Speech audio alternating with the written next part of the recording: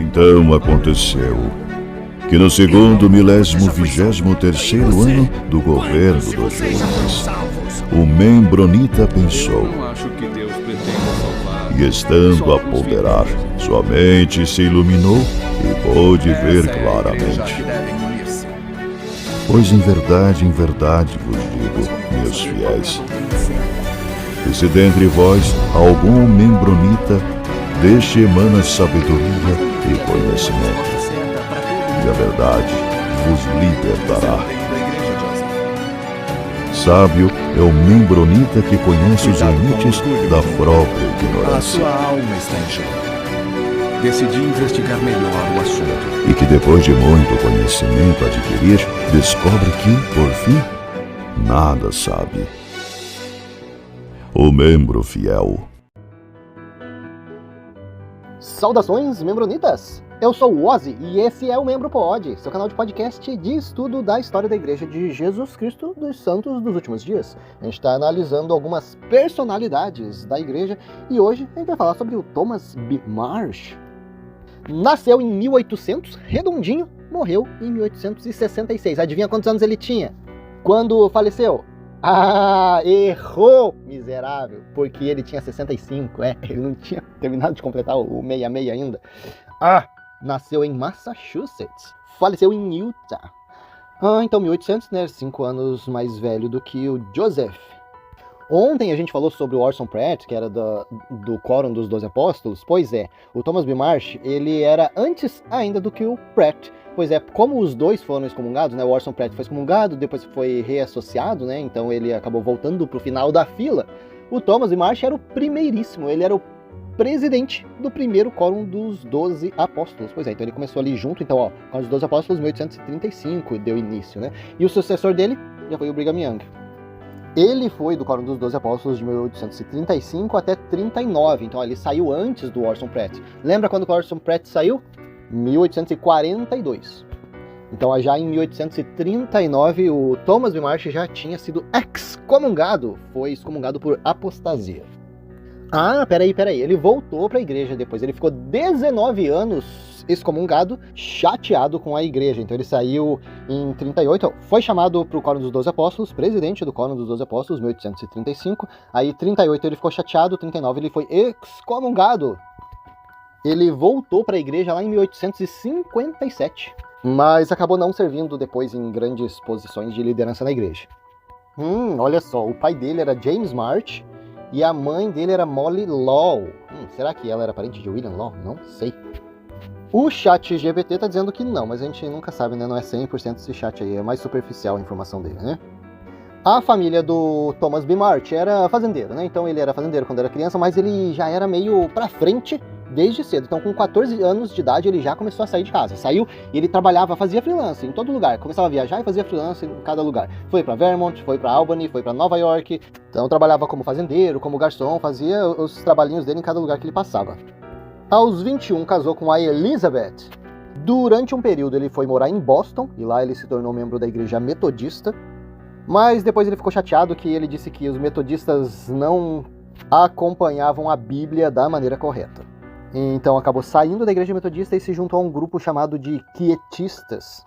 Como que o Thomas B. Marsh conheceu a igreja mórmon? Vamos ver. A história de conversão que ele conta é que em 1829 ele, de repente, do Neida, resolveu viajar. Falou que estava em casa, em Boston, tranquilo. De repente tinha um amigo dele chamado Benjamin Hall, ele era daquela igreja quietista. E de repente ele falou, cara, bora, vamos sair. E eles começaram a viajar. E nas palavras de Thomas B. Marsh ele disse, eu acredito que o Espírito de Deus me levou a fazer esta jornada. Ele foi até Nova York, ficou lá por uns 3 meses e já ia voltar para casa. No caminho para casa, ele foi parado por uma mulher. Ela falou, cara, tem uma história aqui de umas placas de ouro, de um tal de Joseph Smith. Ele ficou interessado nessa conversa, então ela ajudou ele a encontrar o pessoal da igreja, né? Ela direcionou ele para Palmyra e providenciou que ele conseguisse encontrar com Martin Harris para conseguir mais informação sobre essas placas de ouro, Joseph Smith. E então, já em 1830, ele conseguiu se encontrar com Martin Harris e encontrou ele trabalhando na impressão do livro de Mormon. Ele pediu umas folhas, cara, me dá umas folhas. Ele pediu 16 páginas, as 16 primeiras páginas do livro de Mormon. Ele falou, cara, quero dar uma analisada nisso aqui. E lá ele também conheceu Oliver Cowdery. Bom, ele voltou para casa com aquelas páginas, mostrou para a mulher, eles ficaram impressionados, gostaram da história, começaram a se corresponder com Oliver Cowdery e Joseph Smith. Então, depois que a igreja foi formada ali, né, 6 de abril de 1830, o Marsh se mudou com a família dele para Palmyra, para se encontrar com o restante dos membros SUD. Assim que ele chegou, já foi batizado por David Whitmer. Já foi ordenado elder também por Oliver Cowdery, e ele recebeu logo em seguida uma revelação, né? Joseph Smith, no caso, recebeu uma revelação sobre Thomas B. Marsh, e essa revelação virou Doutrina e Convênios 31, né? Onde essa revelação diz que Thomas B. Marsh ia ser o físico da igreja.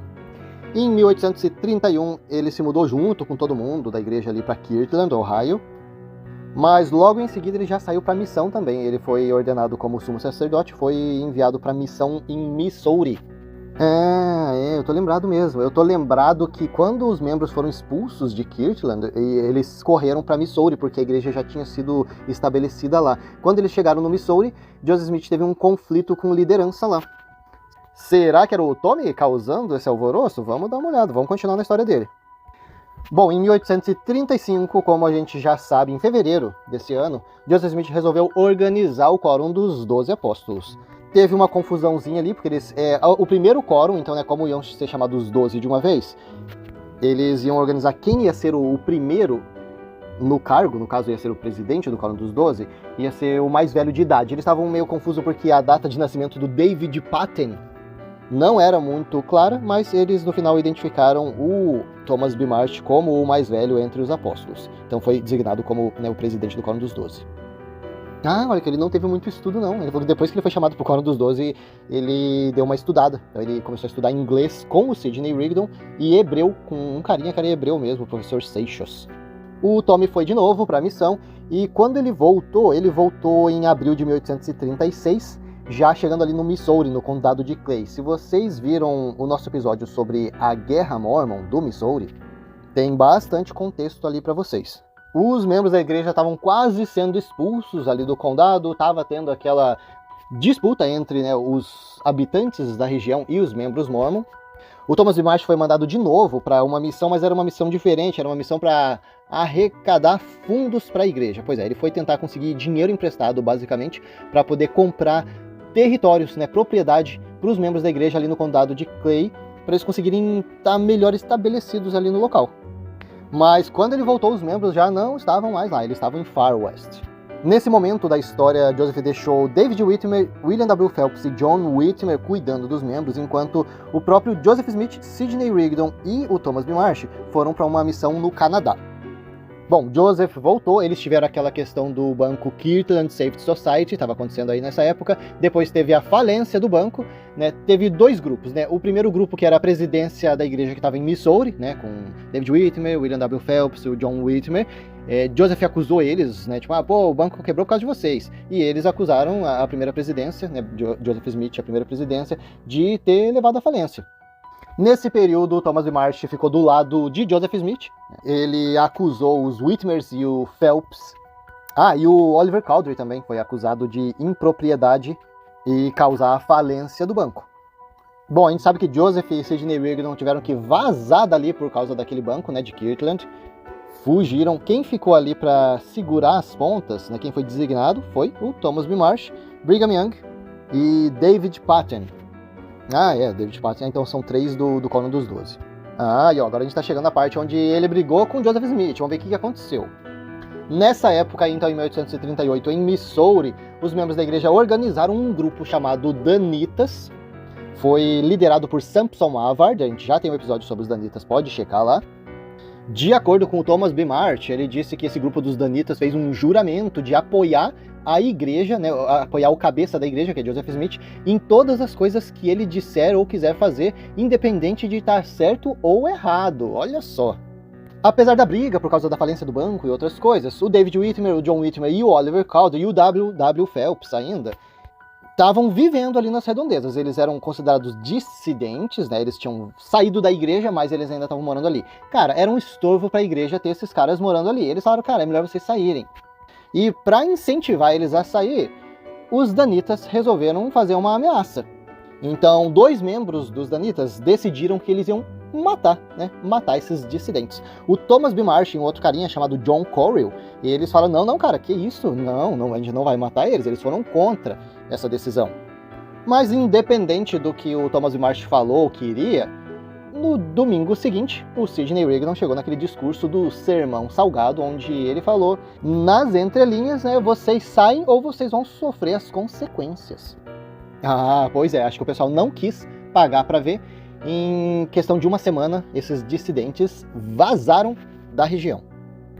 Nessa época estava acontecendo também aqueles atritos entre a igreja e os habitantes do local. Lembra? A gente teve um episódio ali sobre as guerras Mormon, pois é, a guerra do Missouri.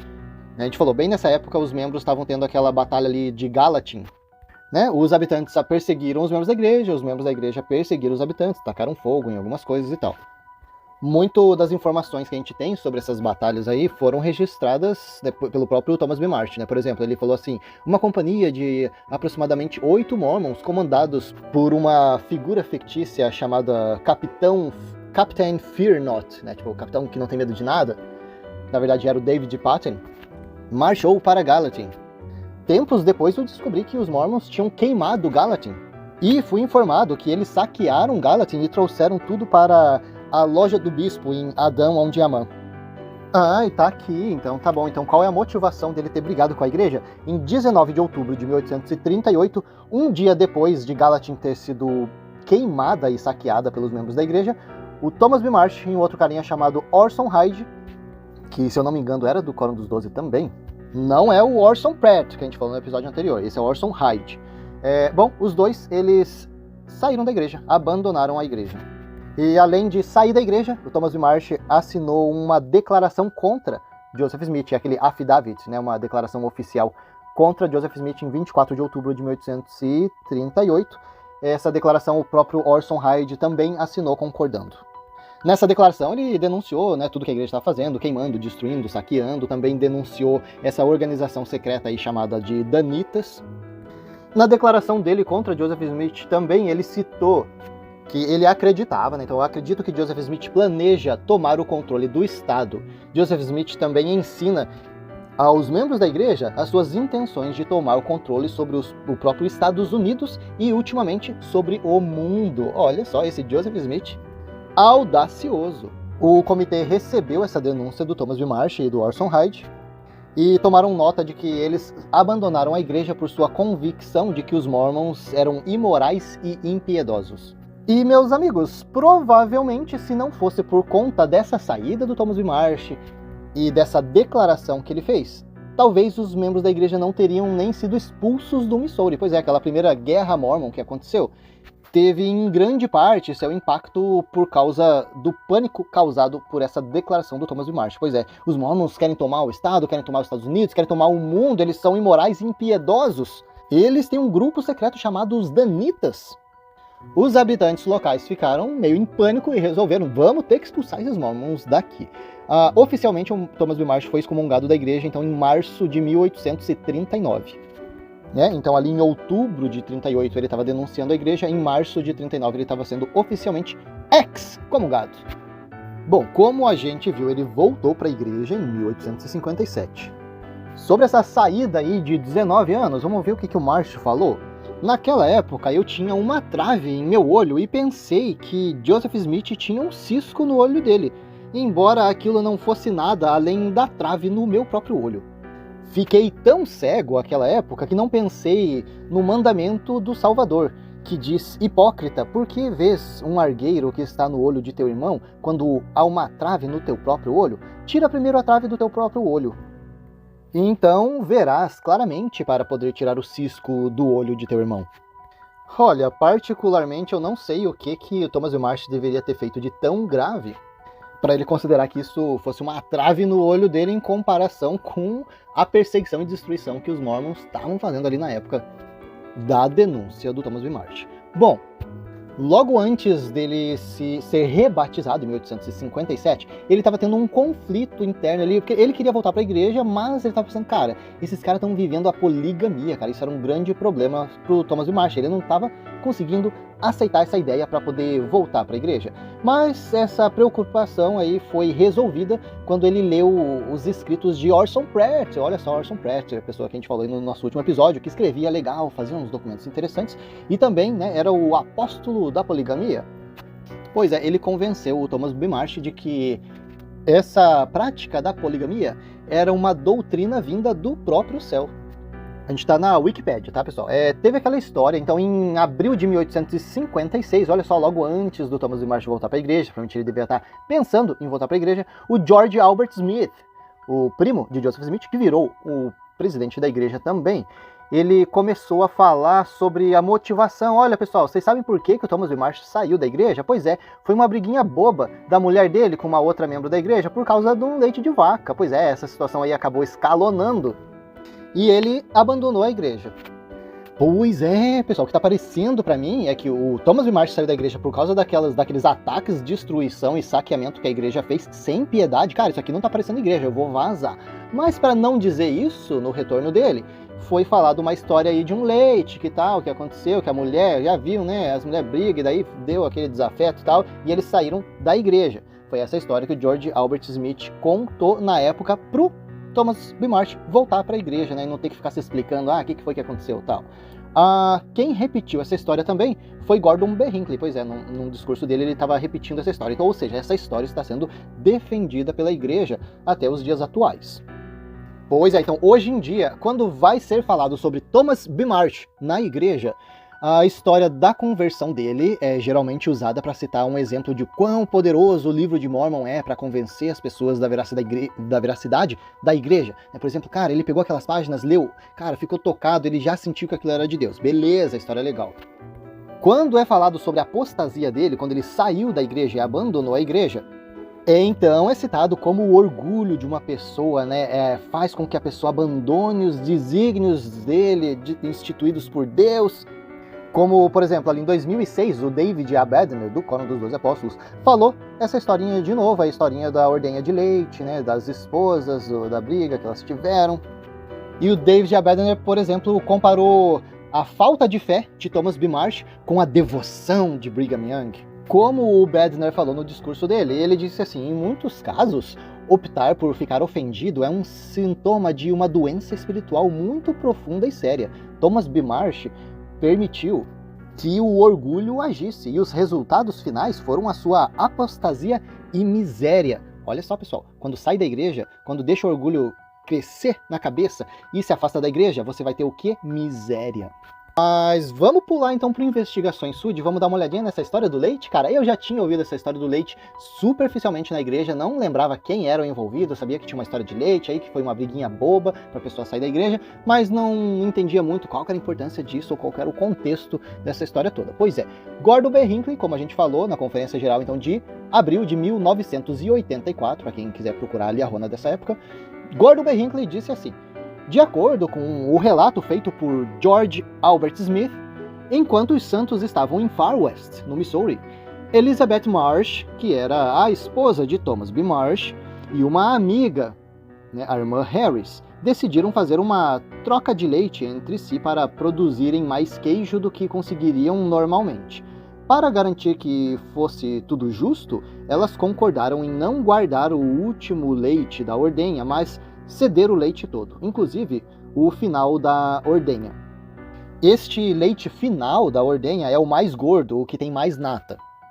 A irmã Harris cumpriu o acordo, mas a irmã Marsh queria que o seu queijo ficasse ainda mais gostoso e guardava meio litro deste leite mais gordo de cada vaca e mandava o restante para a irmã Harris. Por causa disso, as duas brigaram, já que elas não conseguiram chegar a um acordo. O caso foi levado à apreciação dos mestres familiares.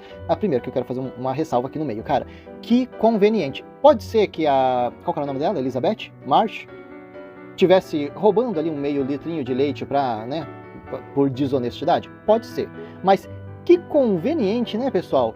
O cara que saiu da igreja atacando que Joseph Smith ficou com um ódio mortal dele por conta disso, coincidentemente era a esposa dele que estava ali, ó, roubando no leite, cara. Vou guardar essa informação com carinho para análise. Bom, Vamos continuar. Já que eles não chegaram a um acordo, o caso foi levado à apreciação dos mestres familiares. Eles acharam que Elizabeth Marsh era então culpada de não cumprir o acordo. Ela e o marido não gostaram dessa decisão e o caso foi levado ao bispo para ser julgado pela igreja. O tribunal do bispo concluiu que o leite gordo fora indevidamente retido e que a irmã Marsh violara o acordo feito com a irmã Harris. Para começar, eu tô curioso aqui, essa irmã Harris era mulher de Martin Harris? Acho que não, né? Acho que a mulher de Martin Harris nunca foi da igreja, ela sempre perseguiu a igreja. Agora, só voltando ali para as minhas considerações, cara, além dessa coincidência de, nossa, a mulher do Marsh, que era a culpada de estar roubando, ainda, cadê aquela história toda? Porque essa história é documentada, né? Então a gente tem um documento da denúncia do Thomas B. Marsh de por que eu saí da igreja? Porque esses caras tacaram fogo numa cidade, saquearam e, cara, não, foi demais. Cadê? Não foi citado isso? Foi por causa de um leite, por causa da mulher. Cara, que historinha mais furada, hein?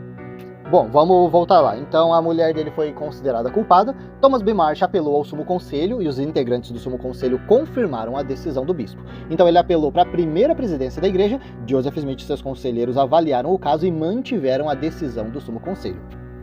Então o elder Thomas B. Marsh, que tomou o partido da esposa durante todo o processo, foi ficando mais raivoso diante de cada uma dessas decisões. Na verdade, sua raiva foi tanta que procurou um magistrado e jurou que os Mormons eram hostis ao estado do Missouri. Seu testemunho levou, ao menos foi o que um dos fatores levou, à cruel ordem de extermínio decretada pelo governador Lilburn Boggs, que obrigou, no final das contas, a 15 mil membros da igreja a abandonarem suas casas e causou o terrível sofrimento e morte daqueles que se seguiram.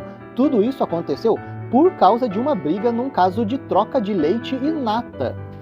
Que coisa pequena e trivial! Um pouco de creme, pelo qual duas mulheres brigaram, mas isso levou ao pelo menos um fator de uma ordem cruel de extermínio do governador Boggs, que expulsou os súditos do estado do Missouri. Bom, isso tudo que a gente leu aqui é do discurso do Gordon B. Hinckley, tá na Ensign, né, ou na Liahona, de maio de 1984. Essa situação também foi citada por Thomas S. Monson ali na Liahona de novembro de 2009. Cara, eu até considero a grande chance de ter acontecido isso mesmo, do leite ter acontecido, essa briga, mas que, olha, quase com certeza não foi a motivação de todo esse alvoroço de Thomas B. Marsh sair da igreja e fazer essa denúncia toda. Cara, por causa do leite? Eu acredito que não. Ele até citou aí no discurso, falou, pois é, né, ele acabou saindo da igreja e denunciou, falando que os Mormons eram violentos e tal. Cara, se a gente combinar essa informação da denúncia dele dos Mormons serem violentos com o episódio tinha acabado de acontecer, né, dos Mormons chegarem lá e queimar uma cidade, saquear e tudo, faz bastante sentido pra mim. Com tanta coisa acontecendo ali na igreja em 1938, 39, cara, eu não acho que a igreja ia levar tão a sério uma discussão sobre leite e queijo. Nem chegar ao ponto de Thomas B. Marsh resolver sair da igreja por causa dessa decisão. Não, cara, né, por favor. Vamos lembrar aqui de episódios anteriores que a gente gravou. Quando os Mormons chegaram no Missouri, eles estavam no condado de Jackson. E eles foram expulsos de lá. Por quê? Porque Joseph Smith, em 1833, quando ele estava escrevendo a prévia ali de Doutrina e Convênios, ele citou em uma das revelações dele que o Senhor tinha consagrado as riquezas dos gentios para a casa de Israel. Ou seja, todos os bens ali das pessoas que não são mormon, o Senhor falou que isso aí é tudo dos mormons. Então faz muito sentido que, cara, a gente vai chegar e vai saquear. E essas terras aqui o Senhor deixou pra gente. Quem não é mormon vai perder isso aqui, tá expulso. Então, com essa fala, né, o pessoal do condado de Jackson ficou chateado e expulsou os mormons de lá. Depois, Joseph Smith, em 1835, então fez uma alteração nessa revelação. Olha que interessante, revelação alterável, que a gente pode conferir na Doutrina e Convênios 4239 de hoje, que ela diz, então, foi alterado para o Senhor, né? Pois consagrarei das riquezas daqueles que abraçam meu evangelho entre os gentios aos pobres de meu povo, que são da casa de Israel. Olha que bonito que ficou. Vamos lembrar também que outro fator que fez com que as pessoas tivessem medo dos mormons, fora essas revelações aí, é a questão que, cara, ali no local de Missouri tinha 1.200 mormons, beleza, ok. Quando o banco de Kirtland faliu, lá em Ohio, todos aqueles mormons vieram pro Missouri. E isso acabou tornando a população mórmon do local, que era 1.200, para 15 mil mórmons em poucos meses. Fora que, quando a gente fala hoje na igreja sobre a lei da consagração, é bem diferente do que a igreja considerava na época. Basicamente a igreja falava assim, os membros da igreja vão comprar seus terrenos, né, vão ter suas fazendas, aí vai tirar do seu nome e vai colocar no nome da igreja, e a igreja vai como se fosse arrendar para esses membros. Só que daí o que acontece? Quando Oliver Cowdery, a família Whitmer inteira, William W. Phelps ou Lyman Johnson, essas pessoas foram expulsas da igreja, pois é, e agora como é que fica aqui? Que meio que o nosso terreno tá aí no nome da igreja, né? E daí a gente vai sair e... Pois é, vai sair com as mãos abanando, é isso que vai acontecer. Querendo ou não, a liderança, num contexto geral, não só da igreja, a liderança sempre tem uma influência grande sobre os liderados, né? Então, quando a liderança da igreja mórmon chega e inflama, né, a mente dos membros com os gentios têm que ser expulsos, né? Quem não é mórmon tem que ser expulso. Aqui vai ser a Nova Jerusalém. Cara, a atitude dos membros já vai ser diferente com os não membros. Isso acontece até hoje, cara. Até hoje, os membros da igreja se acham maiores, superiores. E eles não acham, eles têm certeza disso. Por quê? O quê? Porque são o povo escolhido e tal. Então, obviamente, isso cria um desafeto. Os não membros também ficam chateados, né? Por exemplo, tinha um cara que era William Penniston.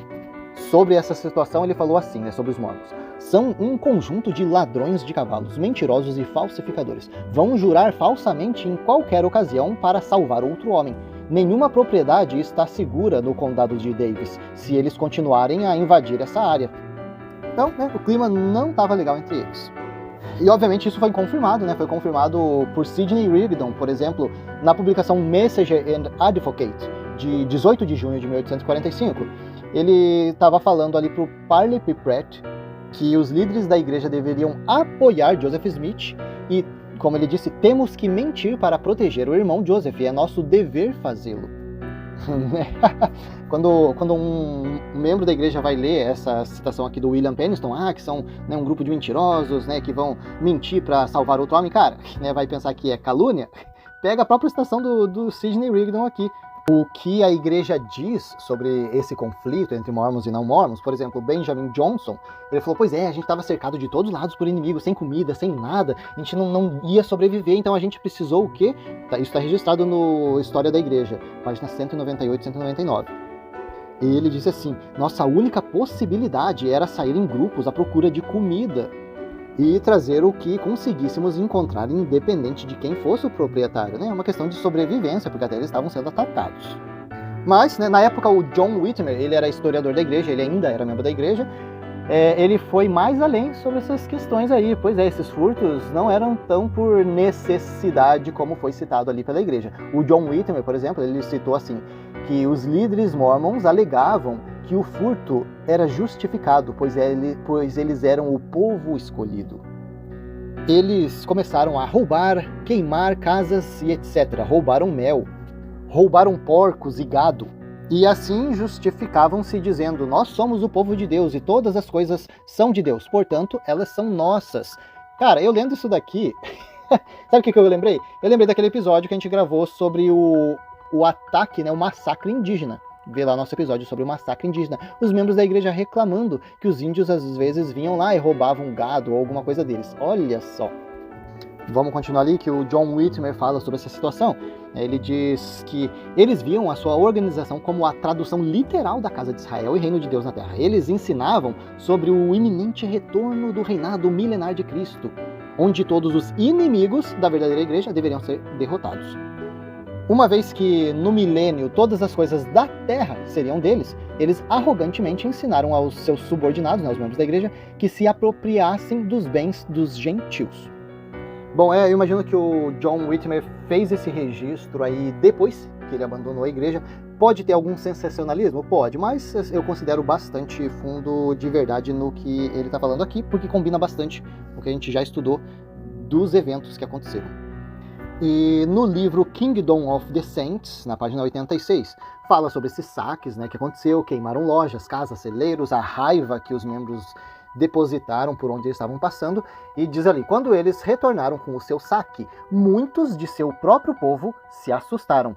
Thomas B. Marsh, que era superior a Brigham Young como presidente dos 12, fez com que todos soubessem que ele não aprovava tal retaliação e deixou a igreja.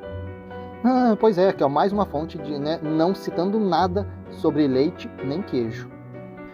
Nos documentos do Senado, número 189, tem o testemunho de George M. Hinckley sobre essa situação ali dos saques, dos ataques mormons. Vamos ver o que o George falou sobre essa situação? Houve muita conversa misteriosa nos campos sobre as pilhagens e as queimas das casas. Tantas eram essas conversas que eu tinha minhas próprias ideias sobre o assunto. E em certa ocasião eu falei com o Sr. Smith na casa e disse-lhe que essa atitude de saquear e queimar casas pelas tropas mormons nos arruinariam. E que essa situação não ficaria em segredo e que traria a força do Estado sobre nós. Eu lhe disse que nossas casas seriam revistadas, nossos bens roubados, seríamos encontrados. Joseph Smith respondeu-me de uma forma muito grosseira para me manter firme e que não deveria dizer nada sobre isso e que isso acabaria desencorajando nossos homens. Eu vi grandes quantidades de saques e de caixas de abelhas levadas para o nosso acampamento. Eu vi muitas pessoas por muitos dias tirando mel das caixas. Os ensinamentos gerais da presidência foram que o reino que eles estavam construindo era um reino temporal, que havia chegado a hora desse reino ser construído por meio de força, se necessário. Foi ensinado que havia chegado o tempo em que as riquezas dos gentios deveriam ser consagradas à verdadeira Israel. Joseph respondeu que havia chegado o momento em que ele deveria resistir a todas as leis. Ele citou que havia uma loja em Gallatin e uma mercearia em Newport, e na manhã seguinte, um plano de operações foi montado, onde o capitão Fearnoth estava presente. Olha só, cara, pra que criar um nome fictício pro cara? Não queria se comprometer? Ué? A gente já viu que esse capitão Fearnoth era quem? Membro do Clã dos 12, David Patton. Bom, um plano de operações foi montado para roubar as mercadorias de Gallatin e trazê-las.